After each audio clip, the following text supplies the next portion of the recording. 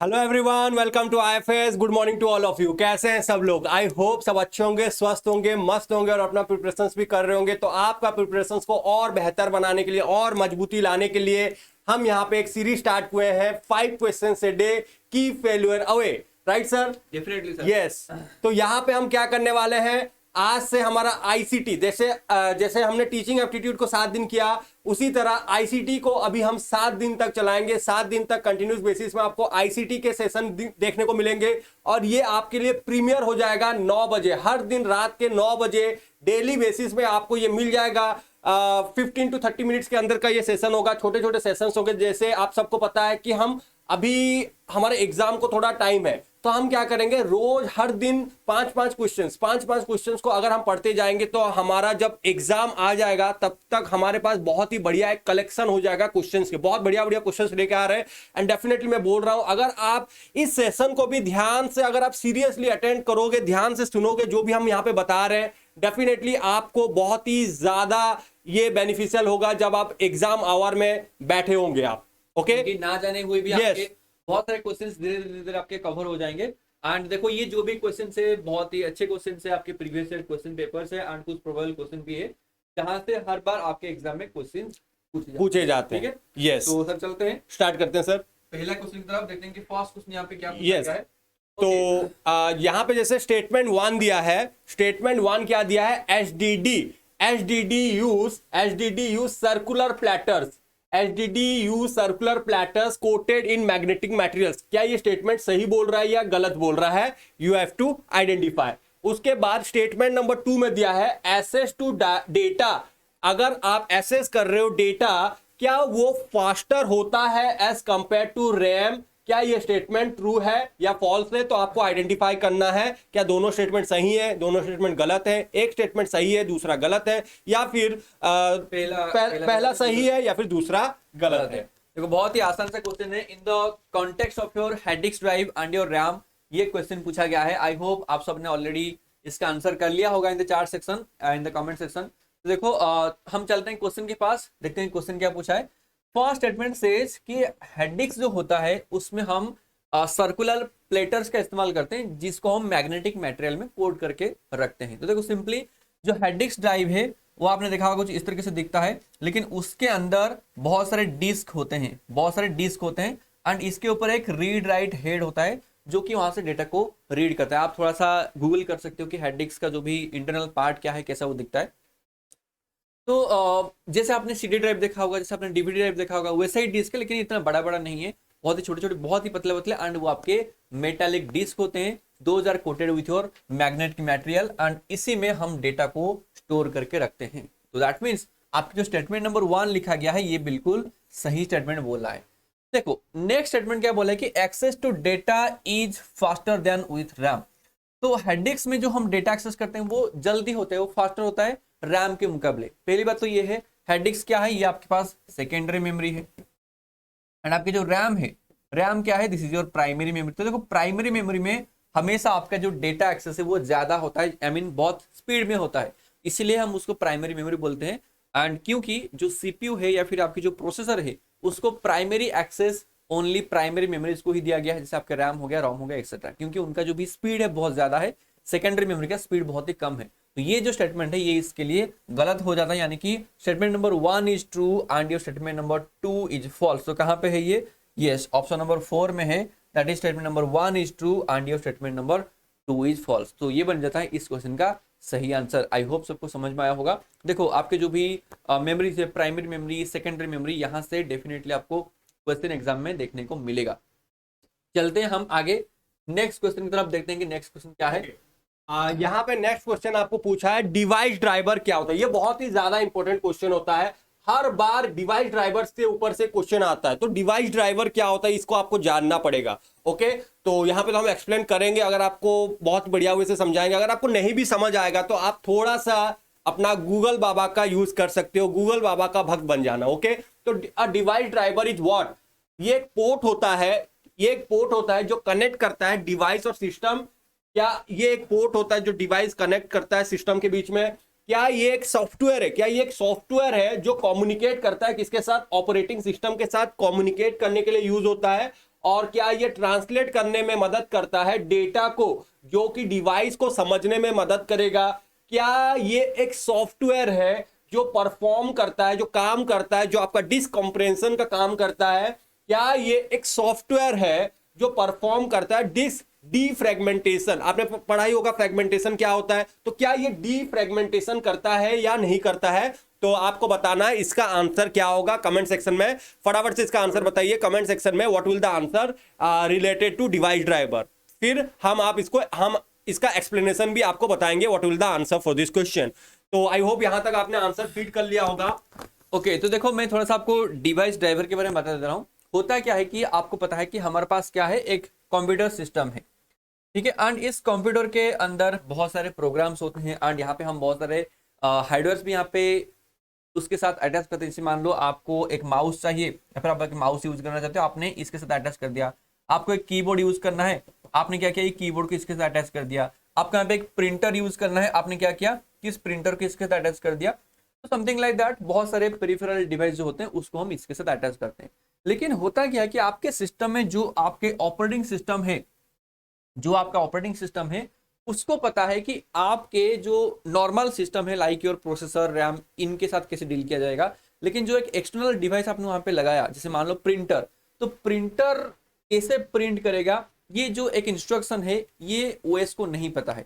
तो device driver क्या होता है, वो हर एक डिवाइस में अलग अलग होता है। मान लो आपके प्रिंटर, तो इसके पास उसका खुद का ड्राइवर होगा। जैसे देखो आपके बस के ड्राइवर या फिर कोई भी गाड़ी के ड्राइवर, तो उनका काम क्या है कि उनको पता है कि उस गाड़ी को चलाना कैसे है, बाकी लोग को नहीं पता है, तो इसलिए तो उसको ड्राइवर बोलते हैं क्योंकि वो उस गाड़ी को चलाता है। सेम तरीके से जो डिवाइस ड्राइवर होगा, उस डिवाइस ड्राइवर को पता होगा कि ये डिवाइस को कैसे ऑपरेट करना है। मान लो आपके प्रिंटर कैसे प्रिंट करेगा, कैसे वहां पे वो इंक को वहां पे आपके पेपर के ऊपर प्रिंट करेगा, वो जो चीज है वो उसके डिवाइस ड्राइवर को पता है, यानी कि प्रिंटर के ड्राइवर को पता है।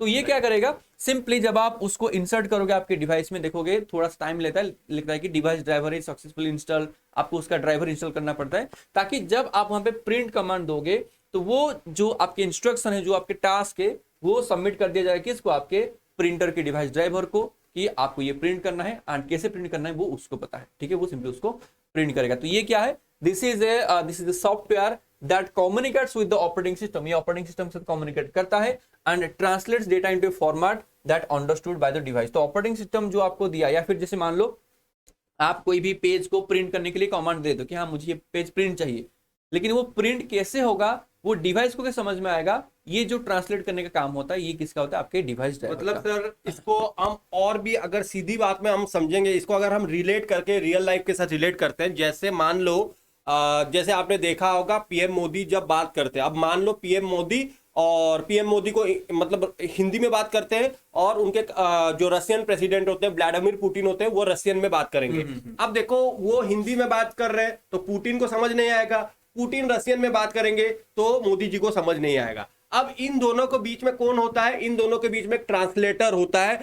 ट्रांसलेटर का काम क्या है, ट्रांसलेट करना, मतलब जो पुतिन को समझ आएगा उसको रशियन में समझाएगा, और जो मोदी जी को समझ आएगा वो ट्रांसलेटर का काम है उसको ट्रांसलेट करना हिंदी में। तो ये क्या होता है, ये डिवाइस ड्राइवर होता है जो कि ट्रांसलेट करेगा, जो भाषा कंप्यूटर को समझ आता है उसी भाषा में कंप्यूटर को समझाया जाएगा। Right sir? यस। तो ये हो गया बहुत ही रियल लाइफ एग्जांपल के साथ, मैंने आपको इसका एग्जांपल के साथ बता दिया। ओके, नेक्स्ट क्वेश्चन दिया है आपको, following are the some statement regarding file transfer protocol. अब देखो इस क्वेश्चन से बहुत सारे इंफॉर्मेशन आपको मिलेंगे। सबसे पहले एफटीपी का फुल फॉर्म याद कर लो, कॉपी में लिख लो। एफटीपी का फुल फॉर्म क्या है, फाइल ट्रांसफर प्रोटोकॉल। और आपको बताना है फाइल ट्रांसफर प्रोटोकॉल का करेक्ट स्टेटमेंट क्या है। क्या ये it is used to access the world wide web. देखो www का भी फुल फॉर्म याद कर लो, सेट में बहुत ज्यादा पूछा जाता है। www का फुल फॉर्म क्या है, वर्ल्ड वाइड वेब।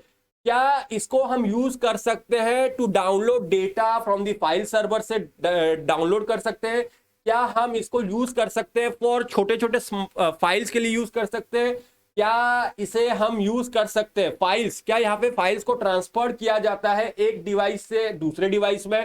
तो आपको ये 4 कोड दिए और आपको बताना है कि करेक्ट आंसर क्या होगा। जैसे यहाँ पे ए भी दिया है, ए सी दिया है, बी सी दिया है, बी डी दिया है, मतलब यहाँ पे करण अर्जुन होंगे, मतलब करण अर्जुन साथ साथ आएंगे। बस दो चीज होगा इसमें, ठीक है, बस दो set में यस correct होगा। ABCD से फाइंड आउट कर लीजिए कि करण अर्जुन कौन होंगे और इसमें से विलियन कौन है, विलियन को एलिमिनेट करो, विलियन को खत्म करो, फाइनली आपको 2 हीरो आपके मूवी के मिल जाएंगे। एंड आई होप यहां तक आप सभी ने अपना आंसर फीड कर दिया होगा कमेंट सेक्शन में।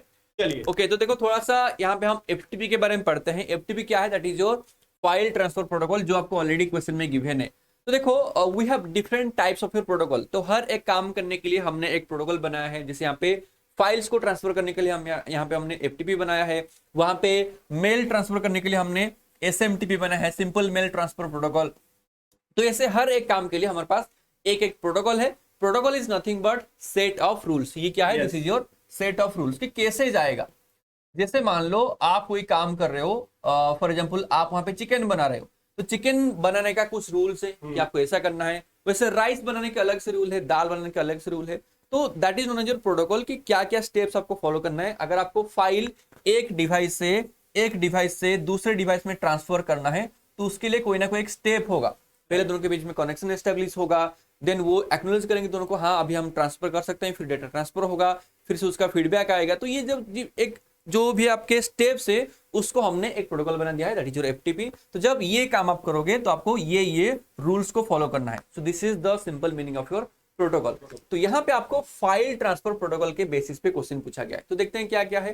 जिसमें मैंने बोला कि file transfer protocol simply file को एक कंप्यूटर से दूसरे कंप्यूटर में ट्रांसफर करने के लिए यूज किया जाता है। तो देखते हैं कि ऑप्शंस क्या क्या लिखा गया है कि it is used to access the world wide web. World wide web यानी कि www को एक्सेस करने के लिए यूज किया जाता है? नहीं, ऐसा कुछ हमने नहीं देखा। देन क्या है कि it is used to download data from file server. देखो यहाँ पे आ गया फाइल की बात। आपके पास देखो जैसे आप इंटरनेट से ऑनलाइन से कुछ गेम हो गया, कुछ मूवी हो गया, जो आप डाउनलोड करते हो, तो डाउनलोड आप कहाँ से करते हो? वो कोई ना कोई कंप्यूटर होता है। तो जो आप बोलते हो ना कि नेट से मैंने डाउनलोड किया, इंटरनेट से मैंने डाउनलोड किया, इंटरनेट यानी कि वो कोई ना कोई रिमोट कंप्यूटर है, वो कहीं और प्रेजेंट है, आपने उसके साथ कनेक्ट करके वो फाइल आप लेके आए यहाँ तक। तो यहाँ से आपके वो जो फाइल है वो इस कंप्यूटर में आया, तो यहाँ पे क्या हो, फाइल का ट्रांसफर हुआ। तो यहाँ पे आपका FTP डेफिनेटली यूज होगा। तो ऑप्शन नंबर 2 तो सही है। देन चलते हैं हम आगे। नेक्स्ट क्या लिखा है कि it is use for very small files. देखो ऐसा कुछ नहीं है कि ऐसा मैंने आपको कुछ बताया क्या कि ओनली स्मॉल फाइल्स इसमें यूज होंगे या फिर उसमें लार्ज फाइल्स यूज होगा। ऐसा कुछ फाइल्स के रेस्ट्रिक्शन नहीं है। फाइल साइज के हिसाब से स्मॉल फाइल्स, लार्ज फाइल्स सब कुछ हो सकता है। तो इसलिए ये भी आपके गलत हो जाएंगे, क्योंकि यहाँ पे लिखा है कि it is use for very small files only, तो ये नहीं होगा। देन क्या लिखा है कि files are transferred from one device to another device, जो मैंने आपको बताया अभी कि एक डिवाइस से दूसरे डिवाइस या फिर एक कंप्यूटर से दूसरे कंप्यूटर यहाँ पे आप ट्रांसफर करने के लिए FTP का भी इस्तेमाल करते हो। तो इसलिए दोनों के दोनों आंसर यहाँ पे सही हो जाएंगे। I mean B and D कहाँ पे है? बी एंड डी आपके ऑप्शन नंबर 4 में है।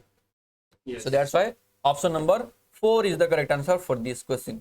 आई होप आप सबको समझ में आया होगा। तो अगर हम सब सीधी बात में बताएंगे, अगर इनको थोड़ा सा मतलब अगर इसको रिलेट करके बताएंगे रियल लाइफ के साथ, फाइल ट्रांसफर प्रोटोकॉल मतलब क्या है? जो प्रोटोकॉल है, जो विधि विधान है जिसको आपको फॉलो करना पड़ता है। जैसे पूजा पाठ में भी आपको एक रिचुअल्स फॉलो करना पड़ता है, मतलब क्या एक प्रोटोकॉल होता है। उसी हिसाब से अगर आप श्राद्ध कर रहे हो तो श्राद्ध का एक डिफरेंट प्रोटोकॉल है, अगर आप जनेऊ कर रहे हो तो जनेऊ के लिए डिफरेंट प्रोटोकॉल से, तो रूल्स रेगुलेशन है अलग। हाँ। जैसे प्राइम मिनिस्टर भी कहीं जाते हैं, प्राइम मिनिस्टर भी कहीं पे किसी कोई दूसरे कंट्री में जाते हैं, तो उनका भी प्रोटोकॉल होता है, वो प्रोटोकॉल को मानना पड़ता है। ओके, तो protocol nothing but it's simply file transfer set of rules, जिसके वजह से आपका फाइल ट्रांसफर होता है एक कंप्यूटर से दूसरा कंप्यूटर, और उसके बेसिस में आप फाइल को डाउनलोड भी कर सकते हो from the computer. Right sir? चलिए सर चलते हैं आगे नेक्स्ट क्वेश्चन की तरफ।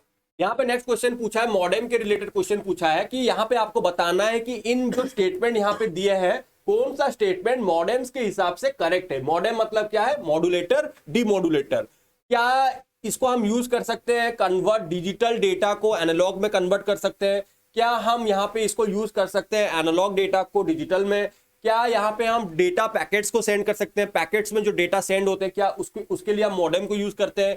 क्या यहाँ पे हम जो भी पैकेट्स को सेंड कर रहे हैं, जो भी डेटा फाइल को हम सेंड कर रहे हैं, जो भी इंटरनेट से हम सेंड कर रहे हैं या फिर इंटरनेट के जरिए सेंड कर रहे हैं, क्या उसको हम इंस्पेक्ट करने के लिए होगा? अब वही है आपको बताना है। क्या ए बी, क्या यहाँ पे करण अर्जुन साथ साथ आएंगे? क्या यहाँ पे करण अर्जुन और उनकी माँ साथ साथ आएंगे? क्या यहाँ पे करण अर्जुन साथ में आएंगे? क्या यहाँ पे करण अर्जुन और उनकी मां साथ साथ आएंगे, बताना है। और आपको क्या करना है, सिंपली इन 4 जो दिए हैं ABCD, इनमें से आपको पता लगाना है कि विलियन कौन है यहाँ पे, उसको खत्म करना है और आपको हीरो मिल जाएंगे, आराम से मिल जाएगा।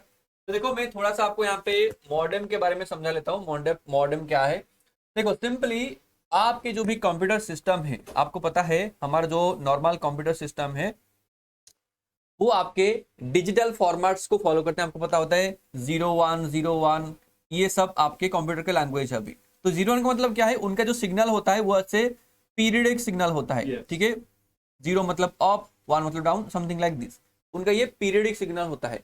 लेकिन हम करते क्या है, जब हम कोई भी डेटा सेंड करते हैं, इंटरनेट के साथ कनेक्ट होते हैं, तो उस केस में हमें कोई ना कोई एक ट्रांसमिशन मीडिया की जरूरत पड़ता है। जैसे आप क्या करते हो कि वायर्ड मीडियम का भी हम इस्तेमाल करते हैं, जैसे आप लैन केबल लगाते हो आपके सिस्टम में, ब्रॉडबैंड लगाते हो, उससे आप इंटरनेट के साथ कनेक्ट होते हो, या फिर वाईफाई हो गया, नॉर्मल आपके वायरलेस सिग्नल होता है। तो जब हम यहाँ पे सिग्नल्स को ट्रांसमिट करते हैं, जब वो ट्रांसफर करते हैं, तो उस केस में आपके जो डिजिटल सिग्नल होता है ना, ये आपके ट्रांसफर नहीं हो सकता है। तो ट्रांसफर करने के लिए उसको पहले से एनालॉग फॉर्मेट में कन्वर्ट होना पड़ेगा। क्या होना पड़ेगा, डिजिटल से उसको एनालॉग फॉर्मेट में कन्वर्ट होना पड़ेगा। एंड जब वो ट्रांसफर होके एक दूसरे कंप्यूटर सिस्टम में जाएगा, फिर से देखो कंप्यूटर सिस्टम को तो एनालॉग समझ में नहीं आएगा, तो फिर से वो एनालॉग को आपको डिजिटल में यहाँ पे कन्वर्ट करना पड़ेगा, 0101 फॉर्मेट में, या फिर ऐसे उसको फिर से कन्वर्ट करना पड़ेगा। तो इसके लिए यहाँ पे एक बीच में रहता है क्या, आपके पास मॉडेम, जो करता क्या है कि आपके डिजिटल से एनालॉग करता है। यहाँ पे क्या करेगा, वो मॉड्यूलेट करेगा, डिजिटल से एनालॉग करेगा, एंड फिर से यहाँ पे उसको डीमॉड्यूलेट कर देगा, यानी कि एनालॉग से फिर से उसको डिजिटल में कन्वर्ट कर देगा। तो देखो ऑप्शन के अंदर क्या क्या दिया गया था, स्टेटमेंट के अंदर क्या क्या दिया गया था, हैव अ लुक। पहला लिखा गया है that is your it is used to convert digital data into analogue. बहुत ही बढ़िया, जो मैंने आपको अभी बताया। It also converts analogue data into digital data, तो दोनों होगा। एंड जैसे स्टार्टिंग से ही आपको सर ने बताया था कि मॉडेम का फुल फॉर्म क्या है, मॉड्यूलेटर, डीमॉड्यूलेटर एंड डीमॉड्यूलेटर।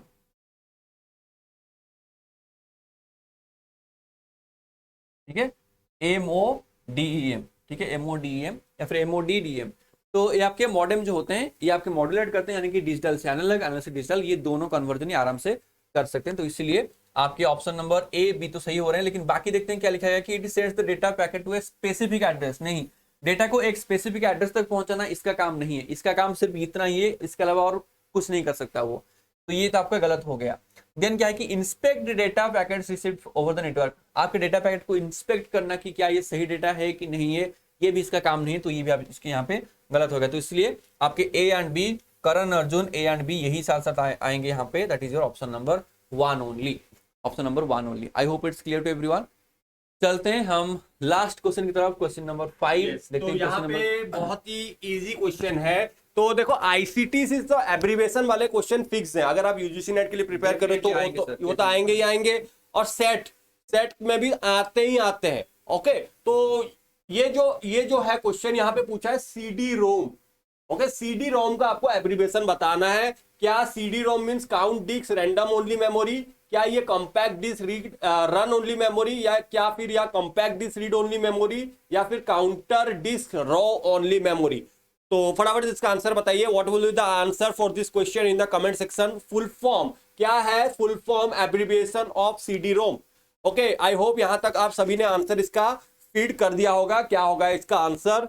चलिए सर, इसका एक्सप्लेनेशन हम दे देते हैं आराम से। देखो ये तो आपके बहुत ही आसान से सवाल है, जिससे हमने बताया कि CD रोम का फुल फॉर्म क्या होगा, that will be your compact disc. CD तो आपके पास कॉम्पैक्ट डिस्क है, and ROM stand for your, या फिर ROM stand for your read only memory, जो कि आपके ऑप्शन नंबर C में ही प्रेजेंट है, compact disc read only memory. And मैं आपको बता दूं, आपकी जो CD है, आपके जो CD है वो 2 टाइप के होते हैं। ठीक है, वन होता है कि आपके पास CD ROM, या फिर इसको हम बोलते हैं कि CDR भी कभी कभी इसको बोला जाता है, CDR। एंड और एक होता है CDRW। रोम क्या है, यानी कि रीड ओनली मेमोरी। आप एक बार उसके राइट करोगे तो बार बार आप उसमें ओवर राइट नहीं कर सकते। एक बार आपने राइट कर लिया, मान लो उसके अंदर एक मूवी है, तो आप उसको सिर्फ रीड करोगे, आप उसमें से जो डेटा है उसको आप चेंज नहीं कर पाओगे। That is your compact disc read only memory, या फिर R stands for your recordable. ठीक है, आप एक बार उसको रिकॉर्ड करोगे। लेकिन जो CDRW है, RW stands for your rewritable. मतलब इसमें चेंज कर सकते हो आप। एक बार मान लो आपने एक मूवी उसके अंदर डाल दिया, देन उसको देख रहे हो, आपको कोई दूसरी मूवी डालना, जैसे आप पेन ड्राइव में करते हो ना, ये ले लिया, उसको फाइल को डिलीट कर दिया, फिर से एक डाल दिया, तो that is known as your compact disc RW rewritable. तो रीराइटेबल में क्या होता है, आप वहां पे रीराइट कर सकते हो, लेकिन वो थोड़ा सा डेफिनेटली थोड़ा सा एक्सपेंसिव होता है। लेकिन जो जनरल CD आप यूज करते हो वो सब आपके CDR होते हैं, लेकिन ऐसा एक दूसरा टाइप भी प्रेजेंट है। एंड आपको एग्जाम में इसके ऊपर भी क्वेश्चन पूछे जा सकते हैं। RW stands for your rewritable, ठीक है। तो इसलिए option number C will be the correct answer for this question. तो यहाँ पे हमारे 5 क्वेश्चन ऑफ द डे खत्म होता है ICT से। तो आई होप आप सबको ये समझ में आया होगा। एंड आप लोग बताओ इन द चार्ट सेक्शन की जो 5 क्वेश्चन में से आपने कितना सही किया इस क्वेश्चन का, ठीक है। Latest in the chart section. आपको ये सेशन बहुत ही अच्छा लग रहा है 5 क्वेश्चन से डे, तो प्लीज गिव योर फीडबैक। आप अपना फीडबैक दीजिए कमेंट सेक्शन में, कैसा लग रहा है। और अगर आपको अच्छा लग रहा है तो फटाफट से क्या करना है, आपको लाइक करना है, शेयर करना है, सब्सक्राइब करना है। और जितने भी आपके सेट के फ्रेंड है या फिर UGC नेट के फ्रेंड है, जो भी भाई बहन गर्लफ्रेंड बॉयफ्रेंड जो भी है, सबके साथ शेयर कीजिए, सबको यहाँ पे लेके आइए। यहाँ पे मैं एक चीज बता दे रहा हूँ, अगर आप हमारे फ्री सेशंस भी आप देख रहे हो तो बहुत ही ज्यादा आपको बेनिफिट देखने को मिलेगा। Okay, so with that note we are winding up this session. Thank you very much everyone for joining with us. इसी तरह पढ़ते रहिए, मेहनत करते रहिए। डेफिनेटली आप सभी का जो भी एग्जाम के लिए आप प्रिपेयर कर रहे हो, सेट UGC नेट, डेफिनेटली आपका क्लियर होने वाला है इसी अटेम्प्ट में। Okay, thank you so much everyone, see you in the next session. Happy learning to all of you.